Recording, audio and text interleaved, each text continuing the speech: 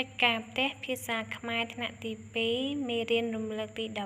12ជញ្ជនៈពមអំណានច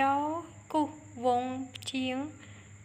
ឬពាក្យដែលមានជញ្ជនៈពមផ្សំស្រៈ 2. ចូលគូសភ្ជាប់ពាក្យទៅនឹងរូបភាពឲ្យបានត្រឹមត្រូវប៉ះចាប៉ីហៅប៉ាវប៉ៃអ 3. ចូលគូសវងពាក្យឲ្យបានត្រឹមត្រូវសំណេរ 4. ចូលផ្សំជញ្ជនៈនិងស្រៈខាងក្រោម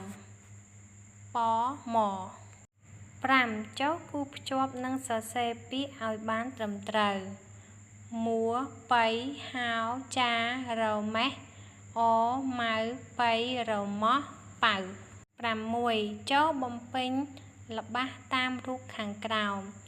កតាប៉ោកេះខម៉ែ